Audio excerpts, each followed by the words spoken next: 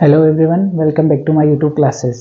जैसा कि आप जानते हो कि हम यहाँ एजुकेशन से रिलेटेड बहुत सारे वीडियोस लेकर आते हैं। इसी कड़ी में आज हम आपके लिए लेकर आए हैं फिजिकल ज्योग्राफी से रिलेटेड एक महत्वपूर्ण टॉपिक है, जिसमें हम बात करेंगे संधियों के बारे में कि संधियाँ क्या होती है, विभंग क्या होते हैं, और साथ ही साथ हम भ्रंश की बात करेंगे और भ्रंश के प्रमुख प्रकारों की बात करेंगे कि भ्रंश के कितने प्रकार होते हैं और उनकी संरचना कैसे होती है। तो इस वीडियो को बिना स्किप किए लास्ट तक जरूर देखना, और ये फिजिकल ज्योग्राफी से रिलेटेड जितने भी विद्यार्थी हैं उनके लिए बहुत ही महत्वपूर्ण क्लास होने वाली है। और साथ ही साथ ये बीए सेमेस्टर फर्स्ट के लिए भी बहुत इंपॉर्टेंट है और सिलेबस में भी मेंशन किया गया है। तो बिना किसी देरी के हम शुरू करते हैं। हमारा पॉइंट है संधियां यानी कि जॉइंट्स। जॉइंट्स क्या होते हैं, इसके अलावा विभंग क्या होते हैं एवं भ्रंश क्या होते हैं, भ्रंश के प्रकार कौन कौन से हैं। तो एक एक करके हम इनकी बात करते हैं। सबसे पहले हम बात करते हैं संधि की। संधि का मतलब आप जानते हो कि यानी कि कोई भी दो चट्टानें होती है, कोई भी दो चट्टानें होती है तो उनके मध्य जो दरार होती है उसको मुख्य रूप से संधि कहा जाता है। तो भौगोलिक शब्दावली में हम संधि किसे कहते हैं? देखिए, स्थानीय तनाव एवं सिकुड़न। स्थानीय तनाव यानी कि कोई क्षेत्र विशेष है, उस क्षेत्र विशेष में उपस्थित जो चट्टानें हैं उन चट्टानों में पाया जाने वाला तनाव या उत्पन्न होने वाला तनाव। तनाव का मतलब खिंचाव, तनाव अथवा सिकुड़न। यानी कि जब चट्टानें ठंडी होती है तो उसमें सिकुड़न उत्पन्न होता है, या फिर दोनों ओर से जब दबाव लगता है तो उसमें सिकुड़न की क्रिया उत्पन्न होती है। और तनाव की कब होती है? जब दोनों ओर से उसमें खिंचाव होता है, दोनों ओर से खिंचाव होता है। इसके अलावा हम बात करें स्थानीय तनाव एवं सिकुड़न के सम्मिलित प्रभाव से, यानी कि दोनों के कौन कौन से? तनाव और सिकुड़न के सम्मिलित प्रभाव से कभी कभी कमजोर सेलें टूट जाती है। जो चट्टानें कमजोर होती है तो वो क्या हो जाती है? टूट जाती है और उनमें चटकन जैसी स्थिति उत्पन्न हो जाती है, किंतु सेलों का विस्थापन नहीं होता। शर्त क्या होती है? यानी कि खिंचाव अथवा तनाव से चट्टानें टूट तो जाती है लेकिन अपने मूल स्थान पर बनी रहती है, अर्थात उनमें विस्थापन नहीं होता या उनका अपरदन नहीं होता, या यूं कह सकते कि स्थानांतरण नहीं होता। सेलें वही अपने मूल स्थान पर पड़ी रहती है। एक डायग्राम के माध्यम से हम समझने की कोशिश करना इसको। ये कोई चट्टान है, यानी कि मूल चट्टान, एक बड़ी चट्टान है और इसमें मैं लाइंस बना रहा हूं। इसका मतलब है कि ये अवसादी चट्टानें हैं, ठीक है। इसमें अलग अलग परतों में चट्टानें पाई जाती है। तो ये चट्टानें अपने मूल स्थान पर स्थित है, ठीक है। ये चट्टानें अपने मूल स्थान पर स्थित है, लेकिन इनमें खिंचाव उत्पन्न होता है, तनाव उत्पन्न होता है, जिसके कारण जो कमजोर चट्टानें होती है वो टूट जाती है, और टूटते ही उनमें क्या आ जाती है? दरारें आ जाती है। अब इसमें हम बात करें तनाव की। तनाव, तो तनाव में क्या होता है? तनाव में क्या होता है? दो चट्टानें हैं या एक चट्टान है, तो इसमें दोनों ओर खिंचाव उत्पन्न होता है। और संपीड़न में क्या होता है? जब कोई एक चट्टान के दो ओर से पृथ्वी का जो क्षैतिज बल है या क्षैतिज शक्तियों के या पृथ्वी की आंतरिक शक्तियों द्वारा जो क्षैतिज दबाव लगता है उसके कारण सिकुड़न उत्पन्न होती है। तो इस डायग्राम में समझने की कोशिश करना, यानी कि एक चट्टान है और इसमें तनाव एवं सिकुड़न की क्रिया हो रही है। ये तनाव और दोनों ओर से दबाव यानी कि सिकुड़न की क्रिया हो रही है। तो इसमें क्या होता है? तनाव और सिकुड़न के कारण इनमें दरारें उत्पन्न हो जाती है, और ये दरारें कुछ इस प्रकार दिखाई देती है।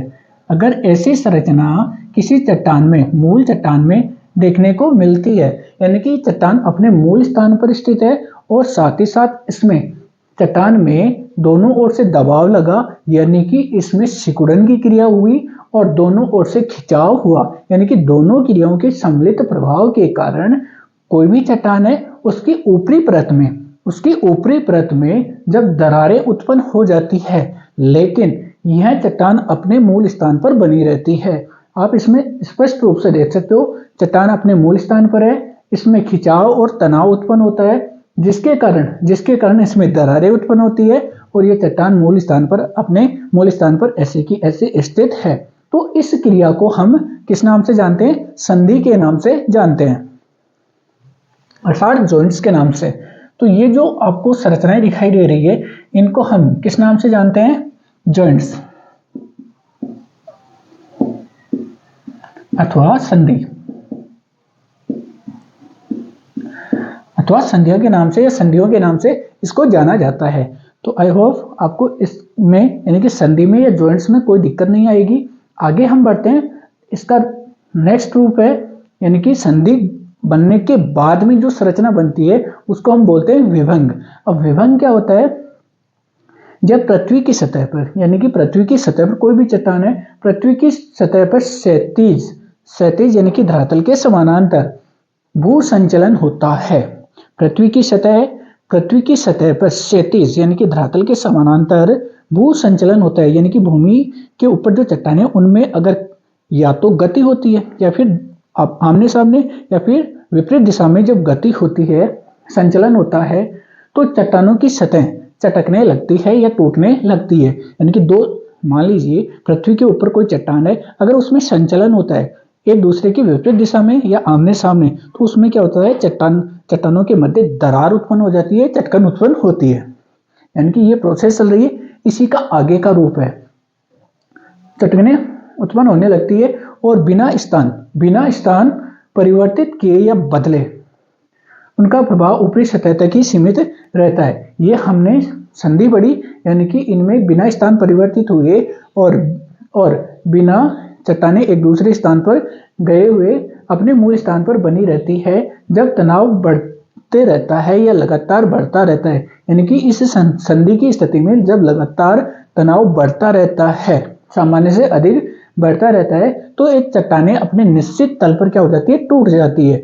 जब चट्टानें अपने निश्चित तल के सहारे टूट जाती है तो उसकी गहराई लगातार बढ़ने लगती है तथा अपने स्थान पर ही रहती है, यानी कि अपने स्थान पर अभी तक है। तो ऐसी कंडीशन को हम संधि कहते हैं। लेकिन जब इसमें यह क्रिया लगातार बढ़ती रहती है और ध्यान रखना, यानी कि ये स्थिति संपन्न हो गई, उसके बाद में यानी कि दरारें उत्पन्न हुई है, उसमें तल के सहारे, यानी कि जिस तल के सहारे, इसका तल कौन सा? इसके नीचे वाली जो चट्टानें, उस तल के सहारे ऐसी चट्टानें टूटती है या आगे बढ़ती है। यानी कि ये क्रिया संपन्न हो गई। उसके बाद में जब तनाव और सिकुड़न बल और ज्यादा प्रभावशाली होता है, तो ऐसी स्थिति में ये दरारें और नीचे तक बढ़ जाती है, यानी कि इनकी गहराई में वृद्धि हो जाती है। जब गहराई में वृद्धि होती है तो इस क्रिया को विभंग के नाम से जाना जाता है। इस क्रिया को विभंग के नाम से जाना जाता है, यानी कि संधि और संधि का विस्तृत रूप विभंग कहलाता है। राइट, अब आगे बढ़ते हैं। यहां से इंपॉर्टेंट आएगा भ्रंश। आपके दिमाग में आ रहा होगा, यानी कि भ्रंश का मतलब गहरी खाई। तो इसको समझने के लिए सबसे पहले हमें इसके जो पार्ट्स हैं, इनके भाग है या इनके जो अलग अलग सेल्स होते हैं, उनका नाम हमें जानना जरूरी होता है। तो फार्स की बात करें, तनाव की तीव्रता के कारण इनका निर्माण कब होता है? जब तनाव की तीव्रता, और तनाव कौन सा? पृथ्वी में उत्पन्न होने वाला तनाव अथवा खिंचाव। तनाव की तीव्रता के कारण चट्टानें टूटने लगती है और टूटकर एक स्थान से दूसरे स्थान की ओर प्रवाहित अथवा विस्थापित होने लगती है। तो उससे निर्मित जो संरचनाएं होती है उनको हम भ्रंश के नाम से जानते हैं। इन दो संरचनाओं में आपने देखा कि चट्टानें टूटती है लेकिन अपने मूल स्थान पर रहती है। लेकिन यहाँ पर भ्रंश में क्या होता है? चट्टानों में तनाव उत्पन्न होता है और तनाव अधिक होता है, जिसके कारण चट्टानें अपने मूल स्थान से दूसरे स्थान की ओर ऊपर या नीचे या अगल या बगल में खिसक जाती है। तो इससे बनने वाली संरचना को हम भ्रंश के नाम से जानते हैं। तो भ्रंश कैसे बनता है? इसके प्रमुख भाग कौन कौन से हैं? ये एक डायग्राम है आपके सामने, इस डायग्राम की सहायता से समझना। यानी कि एक चट्टान है, एक विशाल चट्टान है, और इस चट्टान में किसके कारण? तनाव के कारण, आपसी तनाव के कारण दोनों ओर तनाव आता है और दोनों ओर से दबाव भी आता है। अर्थात दोनों के संयुक्त प्रयास से क्या होता है, एक चट्टान टूट जाती है। अत्यधिक दबाव के कारण अथवा खिंचाव के कारण चट्टान यानी कि ये भाग ऊपर की ओर था और ये टूट जाता है। जब टूट जाता है तो एक भाग ऊपर की ओर रह जाता है तो दूसरा भाग नीचे की ओर रह जाता है। तो इसमें इसमें जो इनकी संरचना है वो कौन कौन सी है, तो इसमें सबसे ऊपर पहला आता है, सबसे पहला है उत्सैपित अथवा ऊपरी खंड। उत्सैपित अथवा ऊपरी खंड ये क्या होता है, यानी कि कोई भी मूल चट्टान है, मूल चट्टान के सबसे ऊपर वाला जो भाग होता है, सबसे ऊपर वाला जो भाग होता है उसको हम क्या बोलते हैं, उत्सैपित अथवा ऊपरी खंड के नाम से जानते हैं। सेकंड आता है इसमें अधःसैपित अथवा निचला खंड। अधःसैपित अथवा निचला खंड यानी कि जो मूल चट्टान है जिसका एक भाग नीचे की ओर चला जाता है, नीचे की ओर चला जाता है, उसे अधःसैपित के नाम से जाना जाता है। अधःसैपित अथवा निचला खंड, अधःसैपित अथवा निचला खंड। ठीक है, अब नेक्स्ट इसमें आता है पादभित्ति या फुटवॉल। फुटवॉल क्या होता है इसमें, यानी कि जो ऊपर उठा हुआ भाग होता है, किसी भी चट्टान में जब विभंग उत्पन्न होता है, दरार उत्पन्न होती है, तो उसका एक भाग ऊपर की ओर उठ जाता है। तो ऊपर की ओर उठे हुए भाग की जो निचली दीवार होती है, सबसे नीचे की जो दीवार होती है, उस दीवार को पादभित्ति अथवा फुटवॉल के नाम से जाना जाता है। नेक्स्ट आता है शीर्ष भित्ति। शीर्ष भित्ति क्या होती है, यानी कि जो नीचे की ओर जो भाग धंस जाता है, नीचे की ओर भाग धंस जाता है, या यूं कह सकते हैं कि जो ऊपर की ओर और नीचे की ओर, ऊपर की ओर उठा हुआ तथा नीचे की ओर धंसा हुआ जो भाग होता है, उसके मध्य की जो दीवार होती है, मध्य की ये जो दीवार है, इस मध्य की दीवार को शीर्ष भित्ति के नाम से जाना जाता है। नेक्स्ट हम बात करें भ्रंश कगार।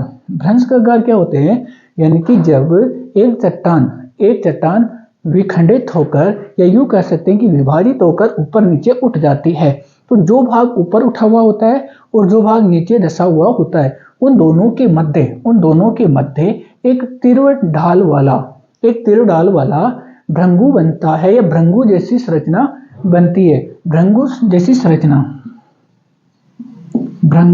जैसी एक संरचना बनती है। तो ये तीव्र ढाल वाला जो क्षेत्र होता है, उसे भ्रंश तल के नाम से जाना जाता है, या भ्रंश कगार के नाम से जाना जाता है।